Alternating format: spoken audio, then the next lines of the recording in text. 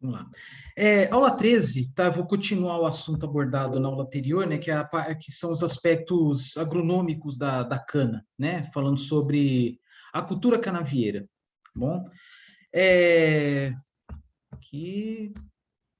Opa, cadê que eu...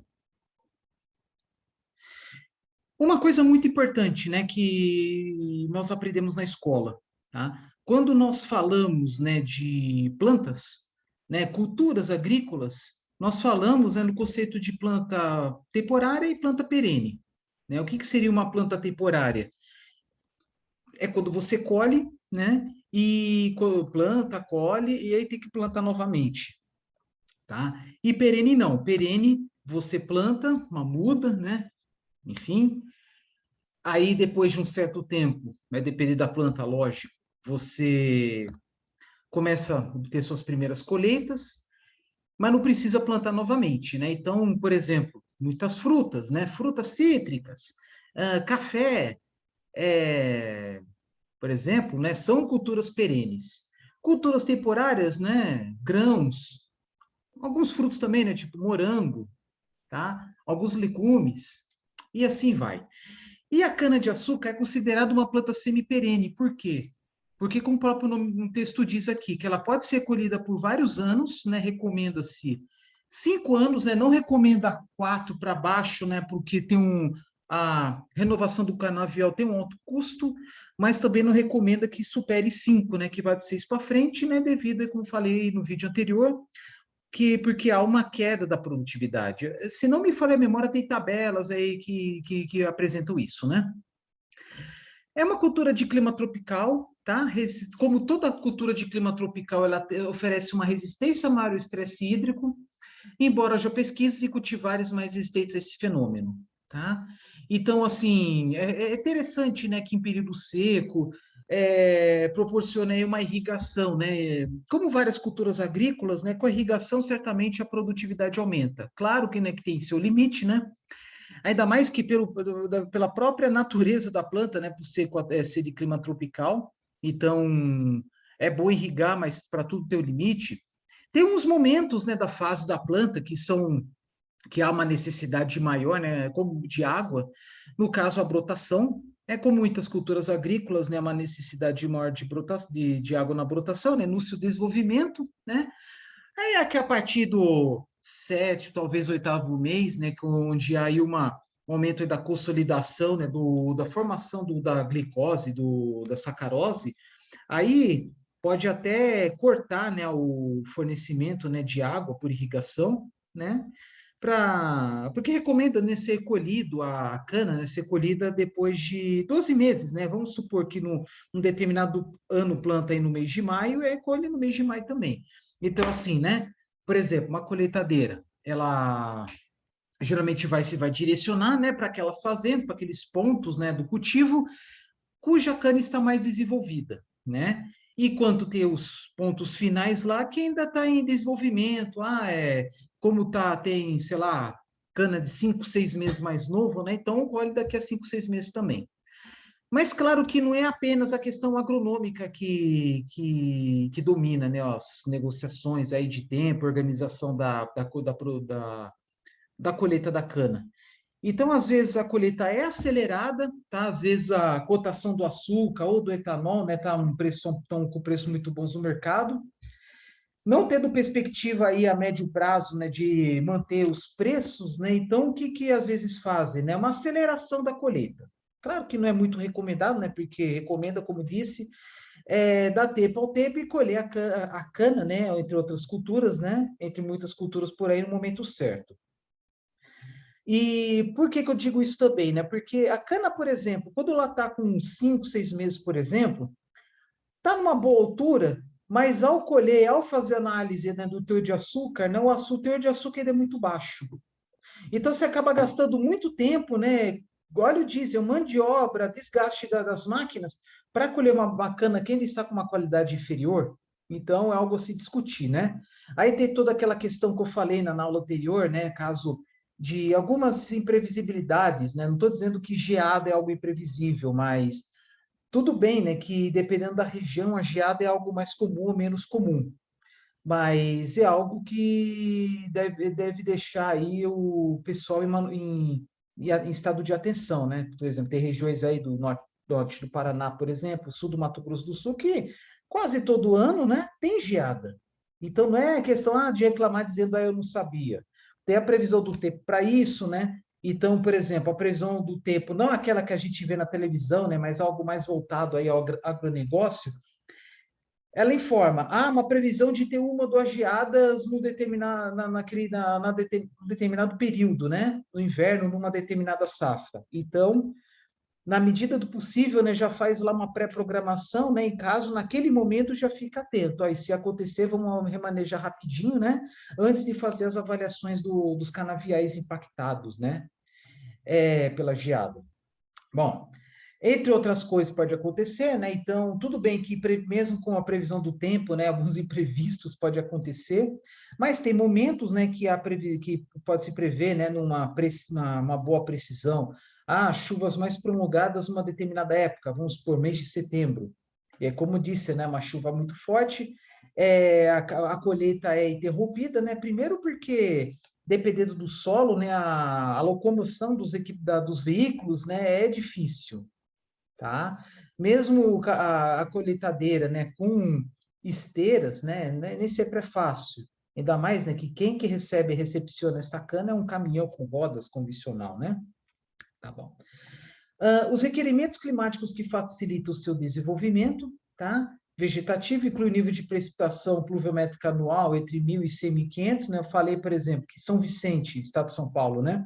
Foi uma das primeiras vilas do Brasil, né? Onde plantou-se cana, teve lá o engenho, produção de açúcar, numa região aí cuja pluviosidade atinge facilmente 3.000 milímetros, às vezes chegando até 4.000. E uma amplitude térmica entre 21 e 34, sabe-se que tem alguns momentos, né, que a região onde está plantada a cana facilmente pode atingir 40 graus, mas também pode atingir zero até temperaturas negativas de madrugada, né, ocasionando geadas. Entretanto, o grau de concentração de sacarose depende de fatores climáticos, como baixas temperaturas ou estresse hídrico, quando a planta já atingiu sua maturidade, como falei agora. O efeito desses fatores provoca o repouso vegetativo da planta, que passa a acumular sacarose em seu caldo. Então, quando inicia a consolidação dos açúcares, né, ela tende a se concentrar mais na base, e aí com o tempo ela vai, assim, até um certo trecho, dar uma uniformizada. Por que até um certo trecho? Porque a cabeça ou ponta, né, sempre vai ter um teor muito baixo de açúcares, né? Tanto que, na hora de regular a colheitadeira, né, até peço desculpa, porque acho que no vídeo anterior eu só falei da regulação da colheitadeira embaixo, né? Aquela questão de risco de colher terra, pedras, né? Mas deve se atentar também ao pote lá em cima. Por quê? Porque a cana, como muitas outras plantas, infelizmente elas não se desenvolvem de forma regular. Então, tem algumas canas que estão muito altas, outras muito mais baixas, então tem que uma grande responsabilidade, né, fazer uma regulagem de altura correta, tá? Porque se a planta está muito baixa, simplesmente não há a poda lá em cima, não a poda, né, mas a retirada da cabeça. Então vai cabeça lá no caminhão, depois vai lá para a cana, diminuindo a sua produtividade, visto que a indústria consome tempo e energia com material, né, de baixa qualidade. No caso, a ponta que tem aí o caldo muito aguado, né? Mas em compensação, com cana muito alta, né? A gente sabe, não sei nem dizer o que acontece, né? Aí uma boa parte da cana acaba sendo desperdiçada e vai para o solo. E o ideal que vá para o solo na colheita mecanizada, né? É a palha, que é o material que ele por natureza, é bem seco. A ponta, ela demora mais, né? Porque a partir da ponta, né, tem o teor de água maior, né? Isso sem contar as folhas, né? As folhas verdes ainda tem umidade, mas depois de algumas poucas semanas ele seca bem. Mas o problema é a cana em si, né? Já a própria ponta, né, que vai para o solo, já tem o alto teor de água. Agora, imagina por alguma falha de altura ou regulagem da máquina, da colheitadeira, e pedaços de cana no solo. Geralmente demora no mínimo 3 meses para secar esses pedaços de cana aí com 60, vamos dizer, 70% de água. Ele imagina, né? ao natural, diminuir a umidade de 70% para, vamos supor, 30%. É muito difícil, tá? Além, né, de apodrecer, né, o açúcar, né, ela se perde, apodrece, gera um mau cheiro, enfim. Tá. Entretanto, é uma coisa, né, o desafio que eu falei agora, né, de regular a altura da altura, né, para cortar a cabeça da cana, né, é algo que certamente não estava previsto na colheita manual, né, porque na colheita manual, como era tudo queimado, né, então a tendência era queimar um pouco da cabeça, né, e caso não tenha queimado o suficiente, né, simplesmente o Baifré cortava a ponta e pronto, né, então nesse caso, o desperdício de açúcar era menor, nesses pontos aí, né? Esse processo, aí tá, acumular sacarose em seu caldo, ok. Este processo é muito semelhante ao que ocorre com a uva, que precisa de clima propício para concentrar frutose e possibilitar a fermentação natural do seu caldo e a produção do vinho, né? Então tem todo um procedimento lá para, às vezes forma-se o cacho da uva com muitos frutos, muito acumulados, né? Muito pequenos. Então tem todo um trabalho para arrancar os frutos excesso, né? Possibilitando aí o enchimento do fruto, né? Formando aquela uva a uva de maior diâmetro, né? Mais as uvas maiores, né, aqueles cachos bem consolidados, é que o mercado consumidor pede, né, inclusive, como falei, para a produção de vinho. A cana-energia demanda planejamento por parte da usina, pois a produção de açúcares por tonelada de cana é menor e seu caldo possui mais frutose e glicose e menos sacarose. Bom, uma coisa eu digo, né? A qualidade do produto final, a facilidade ou dificuldade de processamento depende de muitos fatores, né? Principalmente oriundos da parte agrícola. Isto é, o trabalho exigido no tratamento do caldo, na fermentação, na cristalização, depende muito, por exemplo, do manejo do solo, da cultura, dessa cultura agrícola. Até o mesmo fato de uma cultura agrícola, uma cultura canavieira, receber mais ou menos, ou até mesmo não receber vinhaça, vai gerar consequências na qualidade do caldo. Tá? Então, tem muitos fatores que contribuem, né, para a qualidade do trabalho final, né, da dificuldade ou da facilidade, né, dentro da usina, que é a possibilidade ou não de ter irrigação com água, né, ou com vinhaça, né, que é chamado de fertirrigação, características do solo, nutrientes, né, do solo, o cultivar, a forma de colheita, né, manual ou mecanizada, né, mais para frente falar, né, porque que há muitas diferenças, né, no trabalho na indústria, se a colheita for manual ou mecanizada. E, bom, e também toda a dinâmica no desenvolvimento da planta durante a sua vida, né? Algum momento passou por geada, ou passou por uma longa estiagem, algum estresse de alguma forma, ataque de pragas. Certamente, né, que uma planta que não recebe, né, ataques de pragas, né, então gasta energia, né, para se desenvolver, né, para se consolidar. No caso aqui, né, para a consolidação dos açúcares. Ao contrário de uma planta fortemente atacada, né, que ela vai gastar muita energia para se recuperar, né, para recuperar, né, para formar aí para recuperar, né, digamos, a pele, né, a casca da cana, né, decorrente às feridas. Não é muito diferente, por exemplo, agora estou gravando esse vídeo numa época aí que está se colhendo muita goiaba, né? Então, durante o desenvolvimento dos frutinhos ainda muito verdes, às vezes tem lá um inseto que bica, às vezes tem lá árvores que bicam fruto, formam-se feridas, e aí, com o tempo a própria goiaba se recupera, né? Formando uma casquinha, né? Às vezes uma casquinha de cor preta. Tá? Muitas vezes uma goiaba dessa não é aceita no mercado, né? Mas é só cortar, descascar, né? Tirar aquela casca preta que o gosto é o mesmo. Tá? Mas é algo que o mercado consumidor, assim, por questão estética, não procura. Tá? Mas olha só, falando ainda de cana-energia, como falei no vídeo anterior, a produtividade por toneladas por hectare, em geral, da cana-energia é maior, E é uma planta semi-perene, quase que perene, por quê? Porque ao contrário da cana Sacro Officinaro, né, que é a cana-de-açúcar, que recomenda a renovação do canavial depois da quinta colheita, a cana-energia, né, tem algumas empresas, alguns institutos de pesquisa que iniciaram seus estudos aí na década passada, faz nem 10 anos atrás, observaram que esse tempo de colheita, né, pode se estender. Então, há relatos até mesmo de cana-energia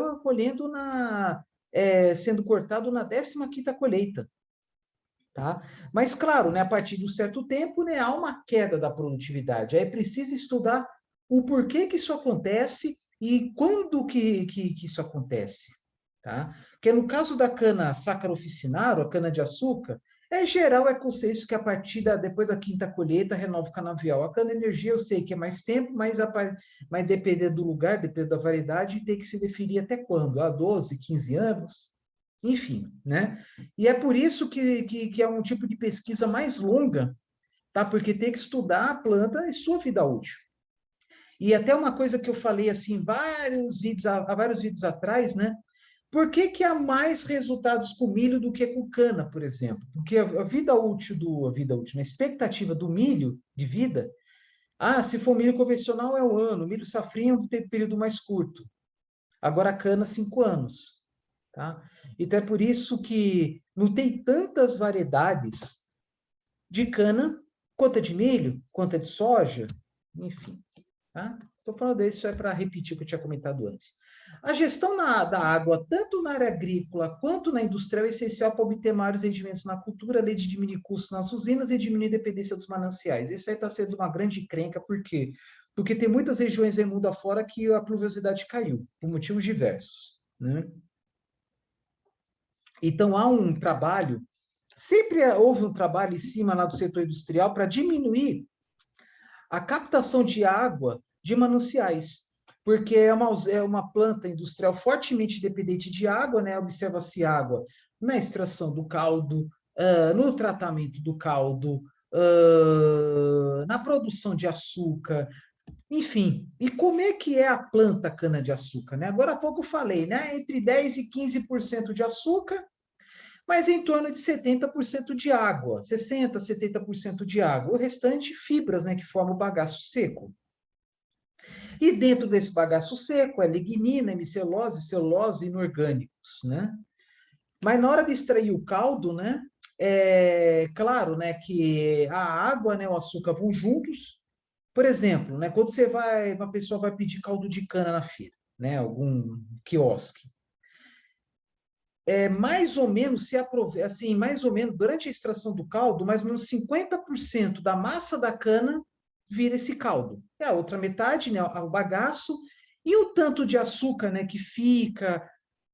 Você percebe quando pega o bagaço ainda está úmido, porque os engenhos, né, as moendas de cana dessa de quiosque, de feira, etc, para o pessoal beber, elas, claro, né, que a única semelhança que tem com as moedas industriais, né, que são o processo de extração do caldo, que é por meio da compactação, né, por rolos em sentidos invertidos, né, provocando o esmagamento da cana.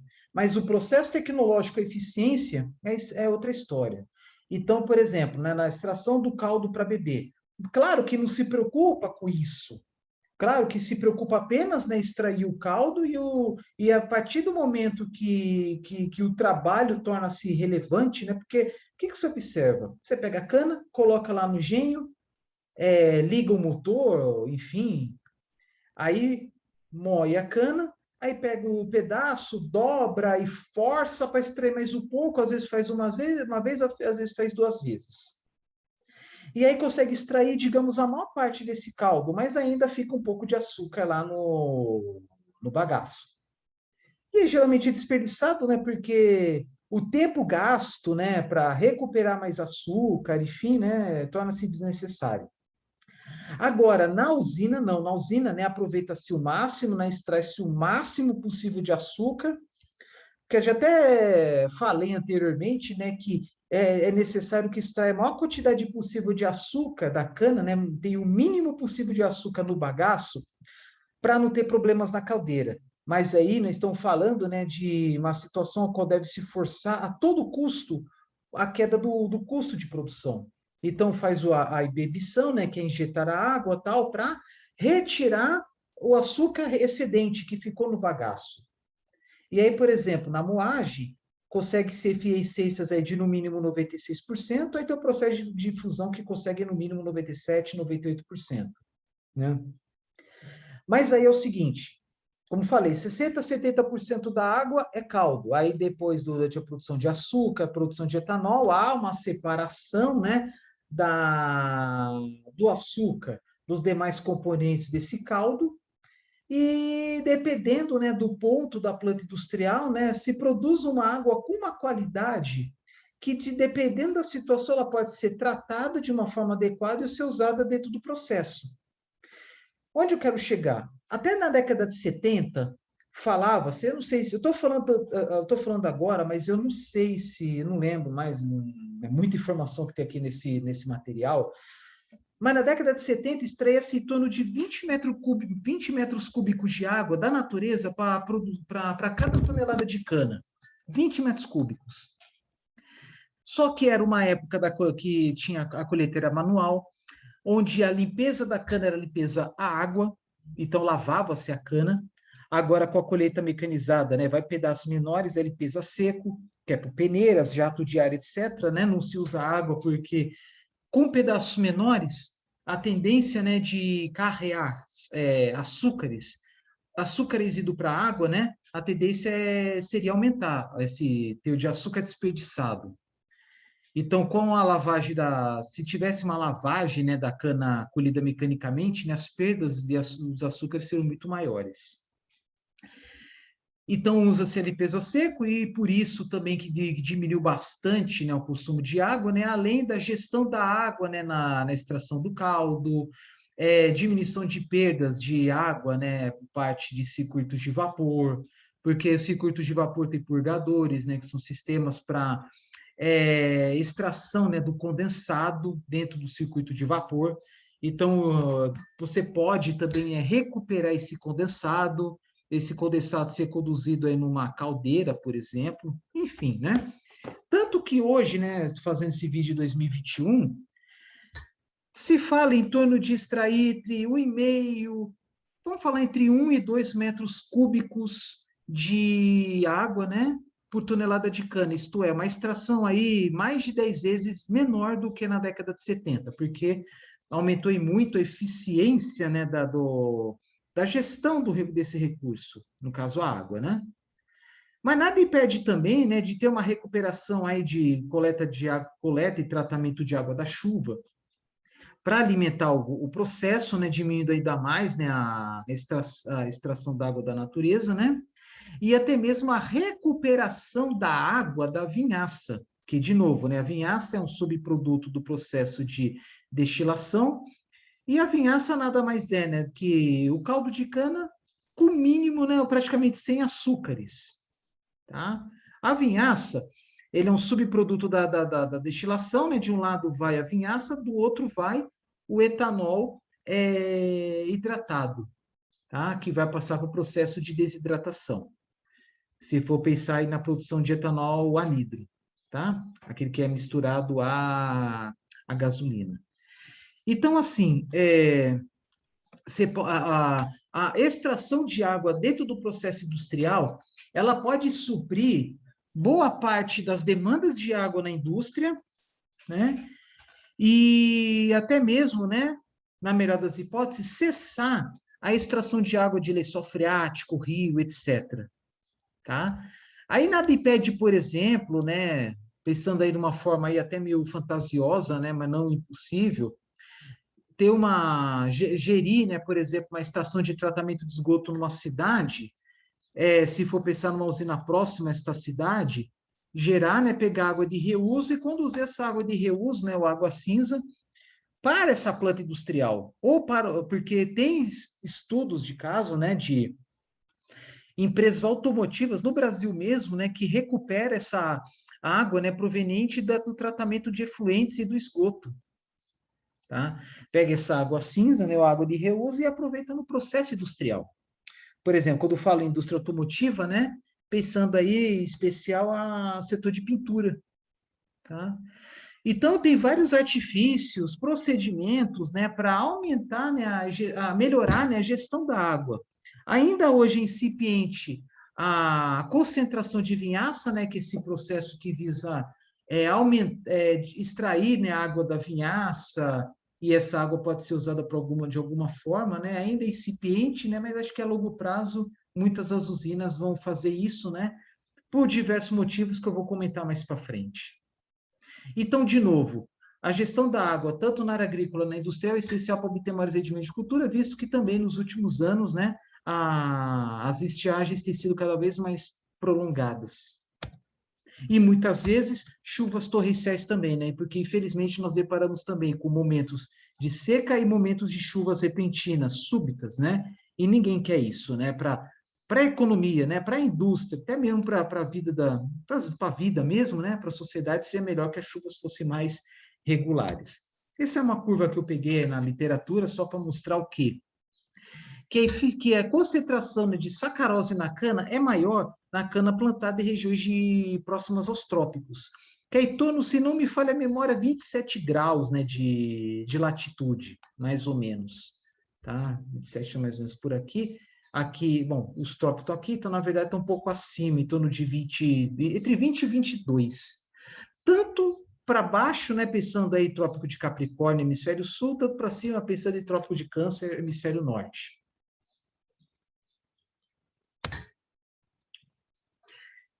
Esses estados, né, que vocês estão vendo aí, São Paulo, Paraná, Minas, Mato Grosso e Goiás, de certa forma, o sul do Mato Grosso, os que têm verões chuvosos e invernos frios são as regiões mais produtivas. A região Nordeste, com temperaturas mais quentes e com amplitude térmica menor ao longo do ano, o estado do Amazonas, como é região quente e muito úmida, tem rendimentos em açúcar e etanol. Até peço desculpa, eu particularmente não gosto de usar esse termo álcool, tá? Porque vocês sabem, existem vários álcools, mas ainda é muito comum, inclusive páginas na internet, né, se tratando de veículos, combustíveis, né, tem muita gente que ainda usa, né, até mesmo quem escreve os textos usa álcool, porque no popular o pessoal usa álcool, embora nos postos, acho que qualquer posto já está escrito etanol, né, enfim. Açúcar e etanol muito menor que os outros estados mencionados.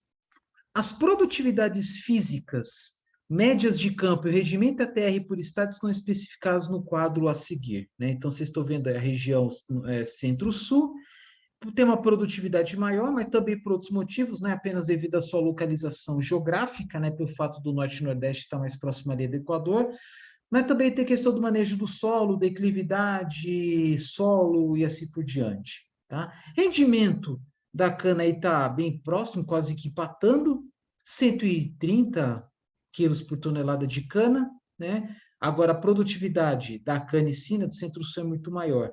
E aqui, gente, ele está mostrando, né?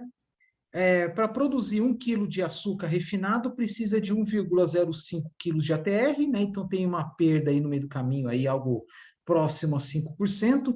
Açúcar etílico anidro, aí já é uma perda maior aí de 76%, por exemplo, do álcool etílico hidratado, 69%, porque mais para frente eu vou falar do processo de fermentação, né, que é um processo que é o menos eficiente na indústria, tá? Mais detalhes explico depois. Mas certamente, né, a produtividade na produção de açúcar é muito mais alta que do etanol, tá bom? Só ver uma coisa aqui.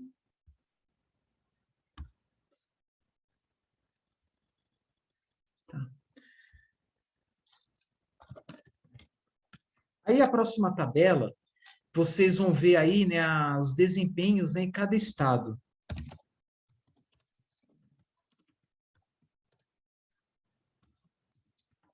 Pá, pá, pá, pá, pá, pá. Vamos continuar, né? Aqui vocês estão vendo aí a produtividade de cada região, né? Esse material aqui, essa tabela não é muito nova, não.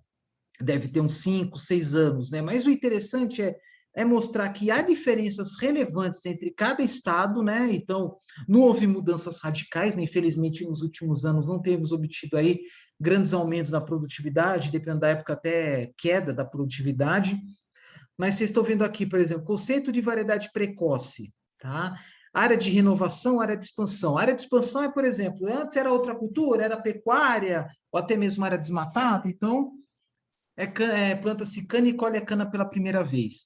Área de renovação, renovação do canavial, né? Retira as raízes antigas e coloca novas. E aí vai depender muito de cada lugar, né? Tem lugar aí que a área de expansão, a produtividade tem sido maior ou menor, né? Não vou entrar em detalhes aqui. Agora, variedades médias e tardias, né? Estão vendo aqui que a produtividade é maior, mas é como vocês estão vendo aqui em cima, produtividade química, produtividade física da cana de primeiro corte. Porque o que acontece? Às vezes, por algum atraso da colheita, máquina quebrada, chuvas prolongadas, problemas na gestão industrial, pode acontecer de aumentar o período da cana. Até falei agora há pouco, o ideal é colher depois de 12 meses. Ok. Há casos em que a usina colhe depois de 9, depois de 10, que é claro, né, que ainda não se consolidou, né, a formação dos açúcares, né? Então, quanto mais prematuro, né, menor é a produtividade. Mas vocês estão vendo que com 15 a 18 meses, o teor de açúcar aumenta, só que o grande problema de demorar muito para colher é que retarda, atrasa as colheitas seguintes. Atrasa as colheitas seguintes. Então, assim, vamos supor, você planta em abril de 2020. Aí, em vez de colher em abril de 2021, colhe em setembro de 2021. Aí a próxima colheita vai ser, sei lá, setembro, outubro de 2022. É complicado você ter que antecipar muito, né? É como eu falei, vai depender muito da gestão que a empresa executa, que é a questão da manutenção da máquina, pluviosidade. Então, assim, é claro que é vantajoso, né? Colher uma cana mais tardia, como vocês estão vendo aqui nos valores, apesar que, por exemplo, no Maranhão, né, a área de renovação, o valor foi bem baixo, mas enfim, cada caso é um caso.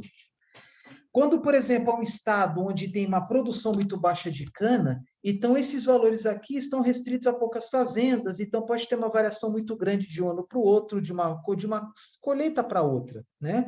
Ao contrário do estado de São Paulo, né, onde está aí dentro desse estado, grandes regiões produtoras de Jaú, Araraquara, Ribeirão Preto, Araçatuba, e assim por diante, né? Com distâncias suficientemente grandes, né? Então você vê, por exemplo, cana no estado de São Paulo, perto lá do Rio Paraná, e inclusive canavial perto de Campinas, mas a distância de um ponto ao outro aí facilmente chega aos 600 quilômetros. Então, dentro desses 600 quilômetros tem solos diferentes, tem microclimas diferentes e assim vai, né? E também gestão, né? A parte logística é diferente, tá? A questão aí de qualidade das estradas, presença de pedágios, enfim, né? Região de Campinas, para quem conhece, para quem não conhece, é uma região assim que tem um trânsito muito carregado, enfim.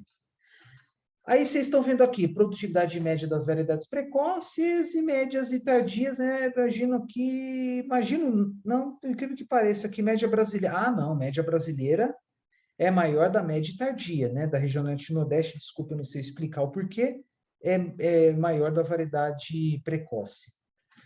Mas estão vendo aqui, são vários estados, né? Onde há uma produção de cana, mais da metade, né? Só que a maior parte da produção, sem dúvida, está no estado de São Paulo. Você pega aí 4 ou 5, pegar esses 6 estados de São Paulo até Mato Grosso, já tem aí quase 90%, talvez 90% da produção nacional, né, de cana. E aí é legal, né? Compara-se a produtividade por corte. Vamos aqui no Brasil direto, 108 aí no segundo corte já diminui bastante. Eles estão vendo aqui que tudo bem que a média do sexto corte aumenta um pouquinho, por algum motivo específico que eu não sei explicar. Mas vocês estão vendo que é uma queda bruta no segundo corte já. Uma curva decrescente, não tem um ápice. Ah, mas por que estão no planta cana, no replanta cana? Aí tem a questão de custo da renovação do canavial, né? É isso. Pega, por exemplo, o estado de São Paulo, né, engraçado, sexto pote, né, ao contrário do que eu falei, então a produtividade aumenta, né? Mas, por exemplo, Alagoas não, Alagoas teve uma queda grande, tá? Então depende de cada estado, mas eu vou te dizer uma coisa para vocês, o que que acontece? Depende muito do clima daquela época. Então vamos supor que por algum motivo, né, sei lá, é da época ou do microclima, enfim, né? Tem algum motivo tem, né? Mas, por exemplo, o Piauí, de 95 para 47, tá? Então, há um consenso, né, que recomenda fazer renovação a partir do quinto corte, tá? Aí, né, safra, aí já não é tão atual, né? Safra 2009-2010, faz mais de 10 anos, né? Área de expansão de lavoura de cana com os produtos substituídos. Sabe-se que lá para 2016, 2017, por exemplo, teve um retrocesso. Infelizmente, algumas áreas, por exemplo, o estado de São Paulo, onde se plantou cana, voltou a plantar soja. Tudo questão de mercado, né? Muitas vezes os agricultores, eles estão associados por meio de cooperativas, né, que dão aí um apoio, um suporte técnico. Então, então teve alguns momentos aí que a cana, o mercado da cana estava muito ruim, né? Então renovou totalmente, né? Retirou, né? Os rizomas, né? As raízes, né? Para plantar, inclusive as que estão aqui, milho, soja, café, laranja, assim por diante. Tá? Então, isso aqui, gente, até acabei ultrapassado essa tabela, mas é só para mostrar que teve uma época que a cana cresceu bastante, e vou te dizer uma coisa: o maior potencial que tem de expansão da cana, como também de expansão de outras culturas agrícolas, inclusive eucalipto, por exemplo, é em cima das pastagens. Tá? Porque são a criação de gado extensivo, gado de corte, por hectare é menos rentável por hectare. Tá?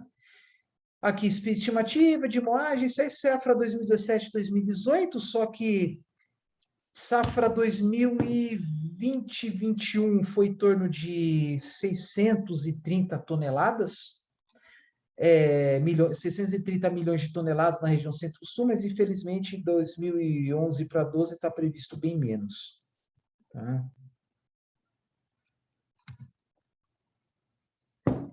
Mas o que importa numa tabela como essa, não é saber os valores, é ter uma noção, assim, não sei se o termo certo é subinteligência, mas ter uma noção, assim, de mais ou menos de quantidade, né? Por exemplo, quando fala em colheita de cana, quantos que se colhe de cana no Brasil?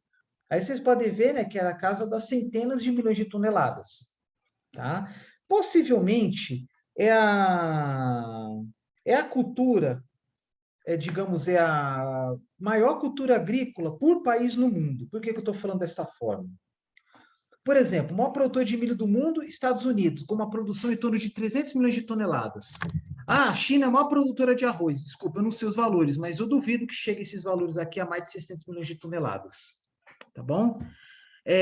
Tem países, né, que têm grandes produções, né? Por exemplo, mandioca, o maior produtor mundial é a Nigéria. Coco, o maior produtor Sri Lanka, Sri Lanka. Arroz, eu falei China, mas não tenho certeza, mas eu acho que é a China. Dendê, a Indonésia.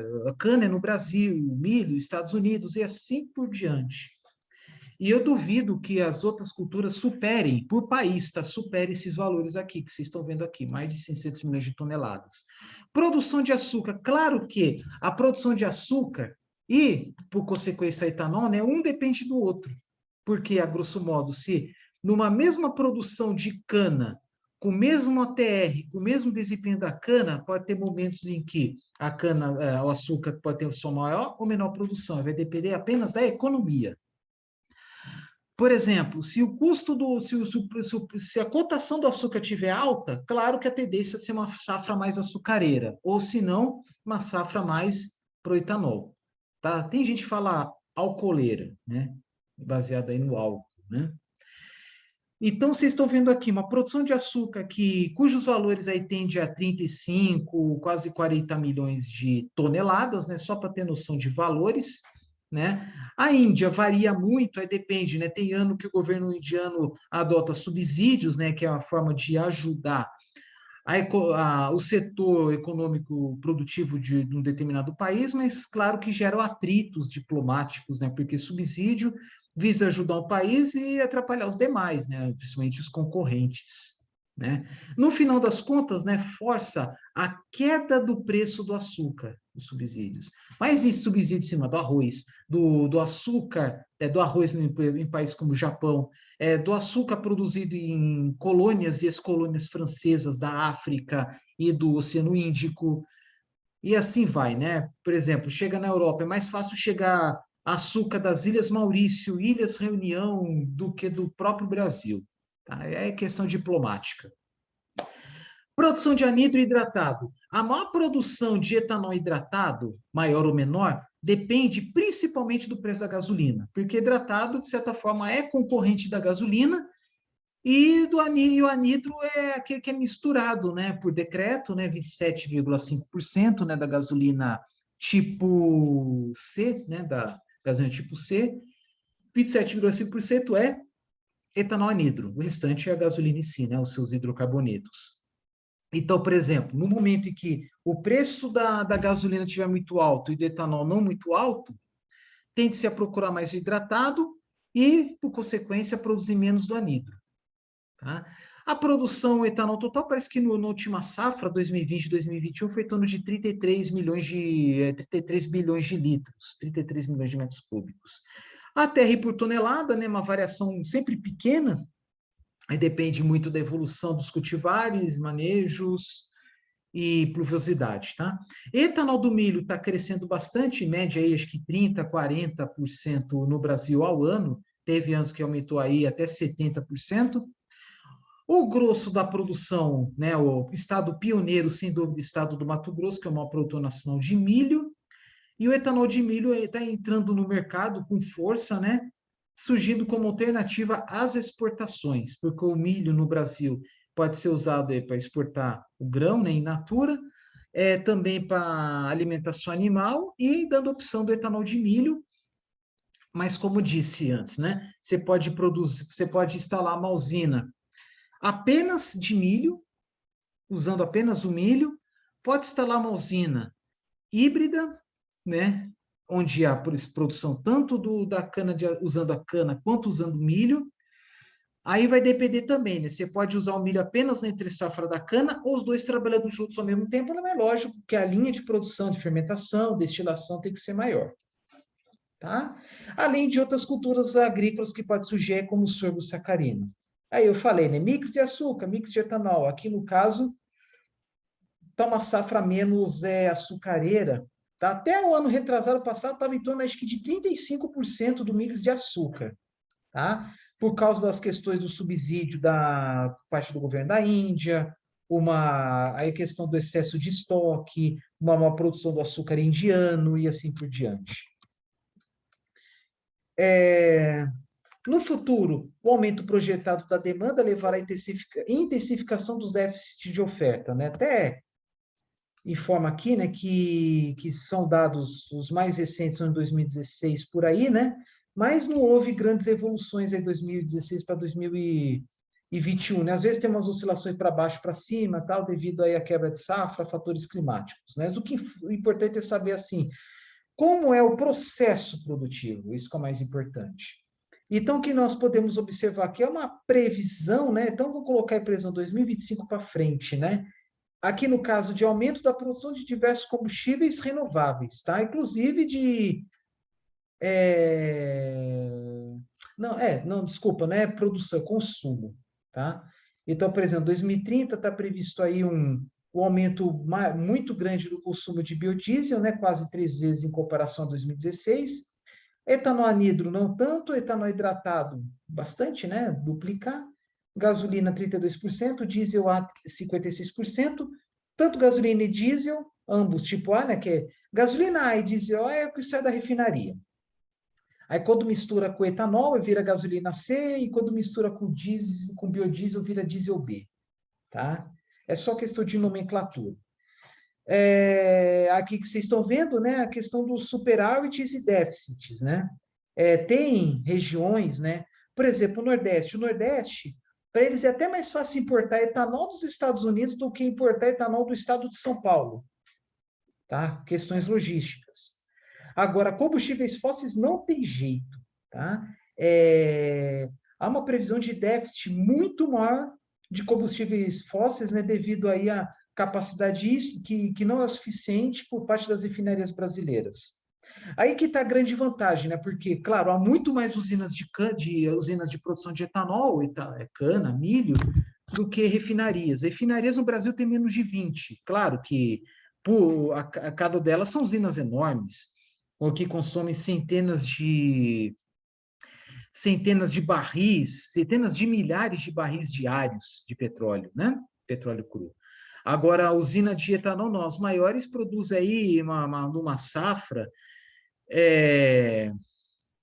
produz não, desculpa, né? Consomem, né? Utilizam, né? Numa safra 4, 5 milhões de toneladas de cana. E a produção nacional, né, de cana em torno de 600, né? Mas a cana, pelo fato de ser um produto perecível, né? Então não se fala em mercado mundial de cana-de-açúcar, não há importação e exportação, porque o que colhe tem que ser consumido rapidamente.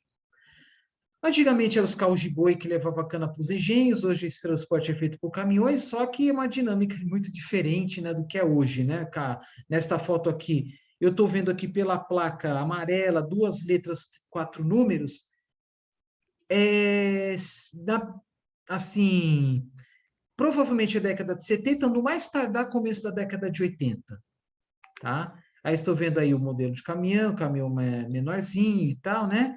E, e sem muito cuidado também, por quê? Porque vocês estão vendo que o caminhão, inclusive, está esmagando a cana colhida, né? Algo até surreal. Então, não se tomava muito cuidado com a gestão da matéria-prima no campo e nem na indústria, tá? Porque às vezes formavam-se montes de cana, aí demorava muito, formavam montes muito grandes, aí o que estava em cima esmagava o que estava embaixo, tá? Os veículos. É muito comum no estado de São Paulo, por exemplo, tremiões.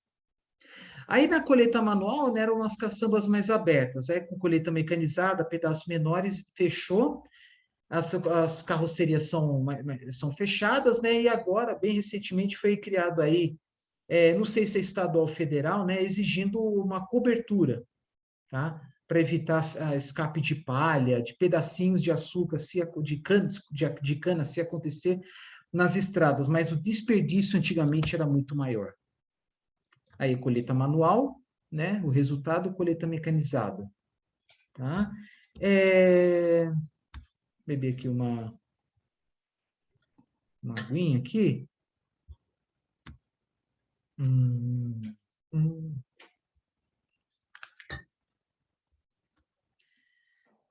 Bom, eu falo tanto, então eu dei uma esperada aí para dar uma respirada, esperar para respirar. As fotos, né? Geralmente essas fotos eu peguei tudo na internet, né? Colheita manual tem todos os problemas que eu já falei, né? Que é a questão da formação de fuligem, fumaça, às vezes tem infelizmente um animal que é carbonizado, há uma degradação da microfauna no solo raso, então mata-se aranhas, minhocas, né, aquelas minhocas que todo mundo sabe, né, bom para o solo, né, que dá aquela arejada, né, faz os buracos, e tem todo esse comprometimento, só que o fogo, ele minimiza a ação de determinadas pragas. Então, tem algumas pragas que foram mais benéficas na colheita manual e outras na colheita mecanizada. Mas há um prejuízo certo, né, na microfauna do solo, né, no caso de animais que fazem buracos, né, por exemplo, corujas, tatus e minhocas, aranhas, etc., né? Na colheita mecanizada, em geral, né, a palha é conduzida, né, jogada no campo, fazendo um tapete, como vocês estão vendo aí, por tapete visando aí a manutenção do solo. Vamos lá. Vocês estão vendo aí que tem a colheitadeira mecanizada e o caminhão aí, desculpa, caminhão não, né? Pode ser, eu vou me corrigir, peço desculpa. Eu falei caminhão, né? Mas vocês estão vendo aí que é o quê? Um trator que carrega um veículo. Nada impede de ser um caminhão, mas desculpa, eu falei besteira, tá? Errei. É um caminhão com essas caçambas que elas visam tombar conduzir a cana pro caminhão. Aí sim, que esse caminhão vai para a estrada, vai para a usina. Então, são 3 veículos. Colheitadeira, esse veículo aqui, que é um trator com as caçambas, essas caçambas enormes aí, né? E aí eles tombam e com tombamento conduz a cana lá para o caminhão. Aí sim, esse vai para a usina. Tá? Peço desculpas pelo erro. Aí as fotos seguintes aparece exatamente isso que eu falei. Aí, ó, não é caminhão. Tá bom? Voltando aqui, o que vocês podem ver? Que tem uma colheitadeira, né? Ela não aparece todos os detalhes aqui, mas aparece mais, um pouco mais aqui. Que é composta, né, por cones que fazem esse perfil IV. E esse perfil IV serve para quê? Para puxar a cana, aquela concentração de cana, em uma fila, concentrar a cana em um ponto, e aí esses próprios cones que concentram essa cana, colhem-a, corta por baixo, e aí conduz essa cana para dentro, e a própria colheitadeira faz o serviço do quê? Cortar a cana em pedaços menores e fazer a separação da cana com as folhas e a palha, que são mais leves. Então, de novo, os cones estão dispostos dessa forma aqui. À medida que vão andando, né, direcionando, eles vão concentrar a cana entre esses cones, e aí faz o corte da cana, corta em pedaços regulados, e aí tem lá um conjunto de ventiladores aqui na extremidade, em que o material mais leve é conduzido para fora, para o campo, e a parte mais pesada, que é a própria cana, ela é conduzida para esse veículo. Claro que acontece da cana, um pouco da cana ir para fora e da palha vir para dentro, e isso resulta em uma produtividade, né? Depende, se for ver dessa forma bem conservadora, né? Uma produtividade já menor do que da colheita manual. Só que a colheita manual tem o que eu falei para você, tem a questão da exsudação, né? Onde a cana estoura formando trincas, acarretando aí no aumento aí das perdas de água, de açúcar devido ao fogo, devido ao calor intenso, que é algo que na colheita mecanizada não tem. Há relatos, tá? Vou fazer um negócio aqui.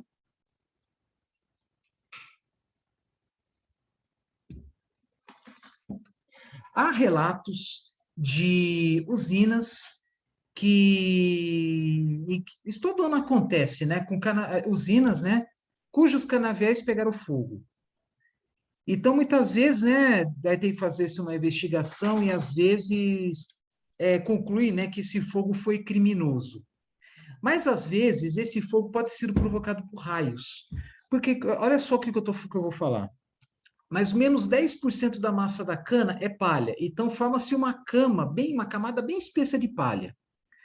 Ah, mas essa camada espessa de palha tem muitas vantagens. Sim, né? Além de repor os nutrientes ao solo, preserva a microfauna lá embaixo lá de tatus, corujas, minhocas, aranhas, etc., né? Além do o fato de ter uma grande camada de palha, ela minimiza a ação de certos micro-organismos responsáveis por certas pragas, tá? Então, muitas vezes essas pragas elas não resistem, também porque você colhe a cana, mas só que demora meses para se desenvolver de novo, caso da rebrota.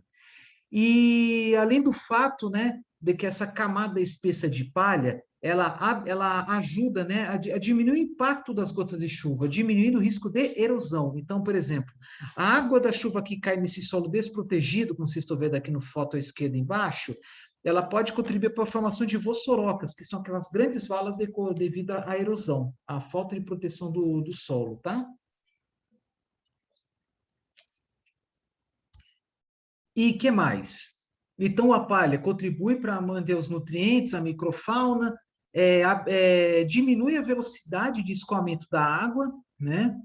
Diminuindo o risco de vossorocas, buracos, como falei para vocês, né? E também diminuindo a probabilidade de carregamento da água pela superfície. Então, a tendência é ter mais água absorvida, né, pelo solo indo para os lençóis freáticos, diminuindo, né, o tempo do ciclo da água no solo, tá? Então, a vantagem também de ter a camada de palha, ela diminui a quantidade de água nos rios em época de chuvas torrenciais, tá? E diminui o risco de enchentes, alagamentos. Só que tem algumas pragas, né, que elas resistem mais justamente nessa camada de palha. Aí é uma outra história, né? E aí os agrônomos que têm que avaliar, né? Que por conta disso vale a pena manter mais ou menos palha, aí verificar o fato de ter toda a palha, não aproveitar nada para a usina, levar nada para a usina, contribui para o aumento de certas pragas. Aí é um estudo bem empírico. E aí, né, há uma discussão, né, no campo e na indústria de quanto de palha que eu levo.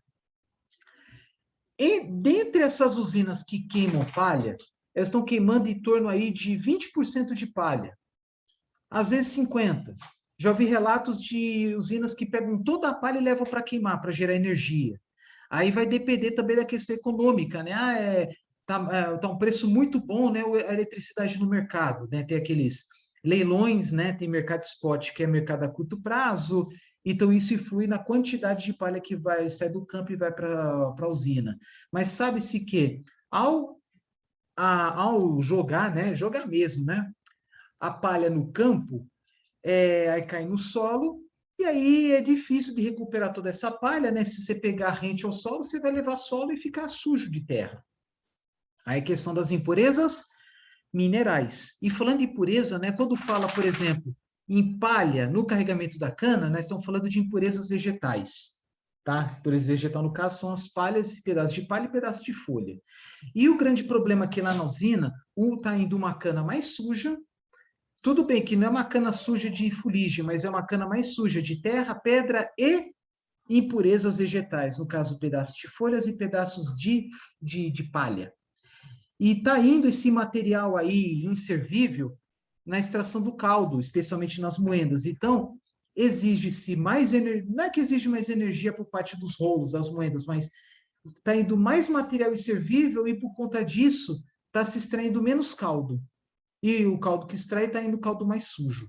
Então, há uma despesa adicional na colheita, na extração do caldo, na especial na moagem, e está indo um caldo mais sujo no tratamento do caldo, requerendo aí investimentos adicionais. Tá?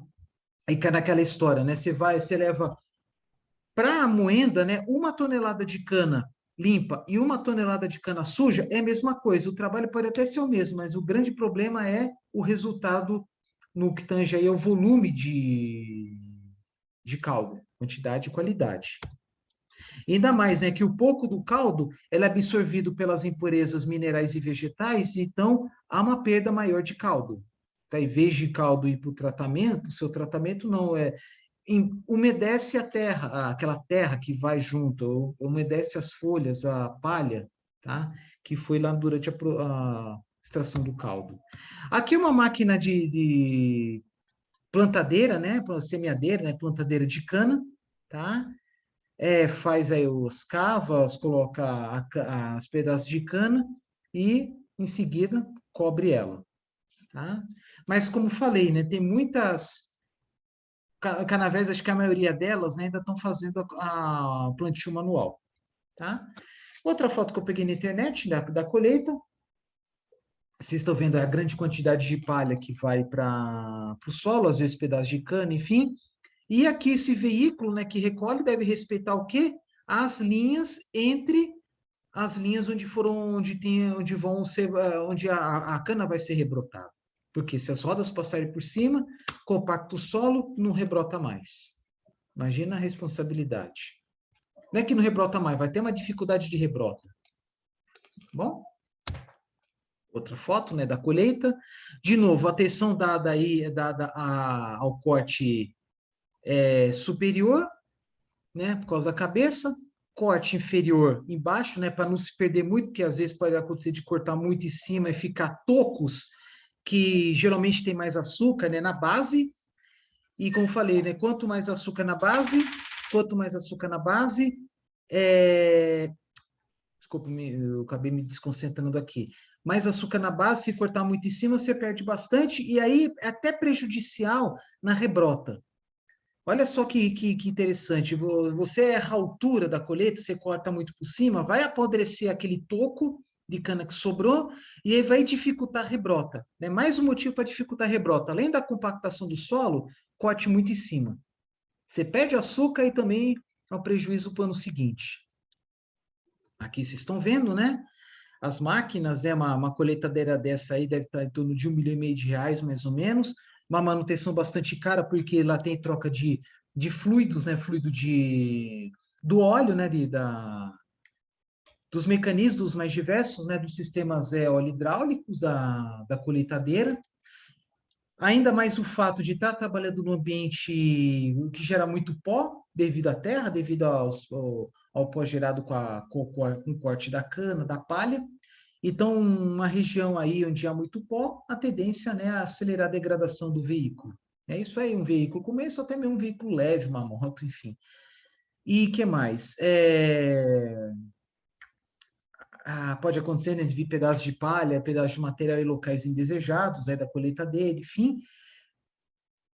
Além do próprio desgaste, né? Devido aí ao atrito, né, dos materiais cortantes, das facas, né? Não a planta que é dura. Mas a planta não é tão dura quanto a máquina. Com o tempo ocorre desgaste, tem que trocar as peças. E essas peças, esses aços especiais são muito caros. Tá? Mas mesmo assim, segundo os agricultores, é mais barato, muito mais barato a colheita manual do que a colheita mecanizada do que a colheita manual. Tá? Então, por isso que muitas das fazendas, né, investiram em colheitadeiras, até mesmo antes das mudanças das legislações proibindo a queimada. É que é naquela história de novo que eu falei antes, né? Uma máquina dessa substitui o trabalho de em torno de 80 pessoas. Aí tem uma pessoa que opera a colheitadeira, uma outra pessoa que opera o veículo, além de outras pessoas que estão aí nos bastidores, aí, na área da manutenção desses equipamentos. E mesmo assim o desemprego aumentou, né? Porque tem uma pessoa na colheitadeira, uma no veículo, mais uma ou outra na manutenção, né? Então, entre empregos diretos e indiretos, chuta uns 10, que substituíram 80, 85. Então, é um negócio meio complicado, se for pensar na questão social, né? A maioria das usinas de açúcar e etanol está localizada no coração das regiões de maior demanda de energia elétrica no Brasil, especialmente no estado de São Paulo. Além da vantagem, né, você vai utilizar o bagaço como fonte de energia, principalmente na época da safra plena, no momento que chove menos, onde é aquela época que há uma queda no nível dos reservatórios. Então, se todo o potencial de palha e bagaço fosse realmente aproveitado, e também o potencial de produção de biogás da vinhaça, poderia muito bem substituir a operação das termoelétricas que funcionam em caráter emergencial, né? Aí há o tombamento da cana, né, nos caminhões, tá? Esses aí que por exemplo, essa aqui é a carroceria fechada, né? Mas agora em cima também tem que ser fechado, colocar uma lona, né? Questão de segurança. Segurança para quem está do lado de fora. Então, por exemplo, no estado de São Paulo é muito comum o carro ir para carroceria, tremiões. Tem estados como Mato Grosso do Sul, usa mais de 2 carrocerias, Romeo e Julieta, tá? Bom, eu vou parar por aqui, aí o próximo vídeo eu vou falar sobre os impactos da colheita mecanizada, tá? É isso que vocês estão vendo aí nas ilustrações, tá bom? Vocês estão vendo, tem muito material que eu peguei da Única, que é a União da Indústria da Cana-de-Açúcar, tá? Uma organização bem conhecida do setor. Vou parar por aqui, tá? Para não ficar muito longo. Até o próximo.